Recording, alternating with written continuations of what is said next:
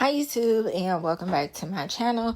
Today is another plan with me in my Hobonichi weeks for January 3rd through the 9th. And I still cannot believe that we are in 2022. It sounds odd to even just say it.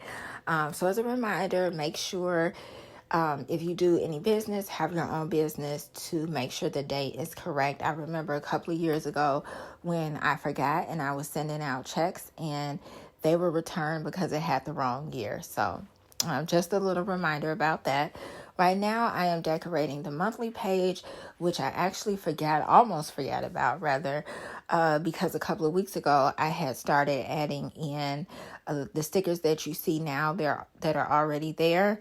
I'm using the payday stickers as well as the little piggy saving stickers from the Essential Happy Planner sticker packet. And I'm just trying to, like I always say, utilize my stickers and really go through what I can use and what I can't.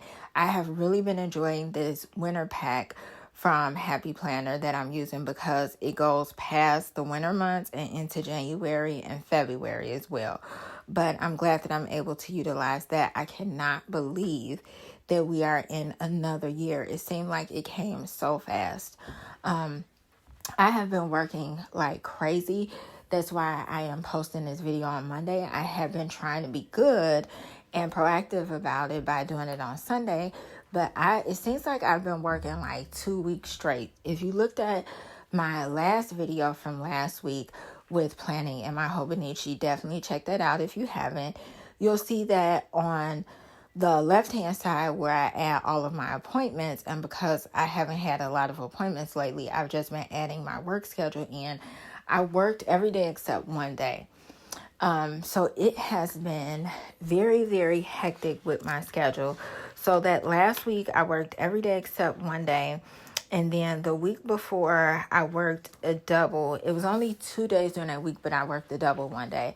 But whenever I'm doing like consecutive days back to back like that, it's always really hard for me. And I worked New Year's Eve and New Year's Day, both the night shift. On New Year's Eve, I just worked at the shelter. And I'm just a relief worker there. And the hospital is like my consistent job. So it was a situation while I was working that was very emotional for me. I didn't plan on it to pull so much out of my emotions, and it did.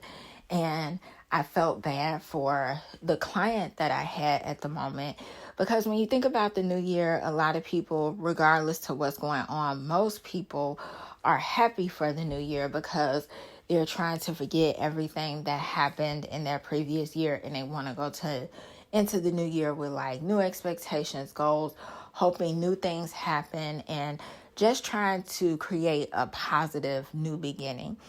And that wasn't the case for me. And that's not normally the case because I pretty much work all the holidays most times anyway.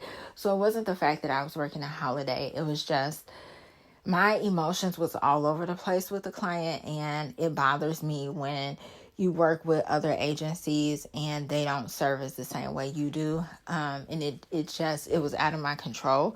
So I had to remind myself of that. But also I was not prepared in just my journal as well. Normally I go into the new year already like having my goals written out and everything. I had jotted them down, but in terms of like writing them in my journal, and stuff like that, I just didn't get a chance to do. And I felt so off. I felt so off. So it made me think about like, am I being gentle with myself? And I know I've said this on a previous video before, like being gentle with yourself is very, very, very important. And what we tell ourselves is very, very important. And I was really hard on myself, and it didn't help that I've been working like back to back to back to back. So I had to take a minute and step back. It wasn't until New Year's Day that I was actually able to do it. I had the varicella vaccine, the second dose of it. And that had me like dizzy. My arm was itching. The lump was getting bigger on my arm from the shot. It was just, I was very, very tired, and I still had to work. So it was a lot of things in motion with causing the feelings that I was having as well. So I had to kind of step back on the first and realize, okay, I haven't done my journaling. That was another thing. I had not journaled in the past week. I felt like it was no way of getting these things out. So I decided to carry a super small composition notebook with me. So that way it'll be like my small journal. So whenever I'm out or wherever I'm at, I'm going to put one in my work bag, one in my purse, and just one probably in my car or something, because the pack came with 3. I got it from Walmart and it was only like 95 cents. But I decided to put that in there just in case if something comes up for me wherever I'm at, I'm able to get those feelings out, and hopefully it's good. I recently listened to a podcast that talked about journaling, and the lady shared how she has a journal literally everywhere she is, like just everywhere. And it helps her get out those thoughts or feelings that she's having in that moment. And so I decided to try it. This is the year where I am really focusing on mindfulness, and I felt like that was just, this past weekend was the perfect time for me to really fall into it, because I needed to ground myself and bring myself back to the present and just calm down. Because sometimes, especially with the type of job that I have, I'm either thinking in advance before something happens and trying to like do damage control before it happens.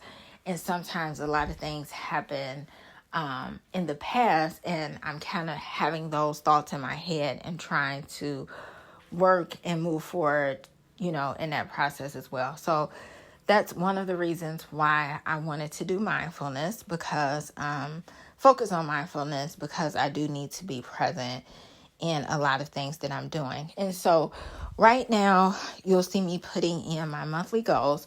I did this last month and it worked good, because the last week of last month I was able to go back and review like big things that I wanted to accomplish that month. And so for this month, it is, again, I also put down on the right side, the menus, and that's something that I want to kind of stick to as well. But as far as my goals, I want to make sure I'm getting a massage. I want to exercise 3 times a week, decide on the saving challenges that I want to do, because that's another thing that I didn't get to decide. I want to focus on the mindful coloring, and I also need to do a Goodwill donation, because I have been needing to go through my things and get rid of things. I also want to track my debt repayment and set up video visits. So I have quite a few things planned. It seems small, but it can get very hectic as the months start going. So we shall see. But I'm just happy that I didn't say forget it, because at first I was going to be like, oh, I'll just decorate it myself and I'll just wait and plan and post a video next week.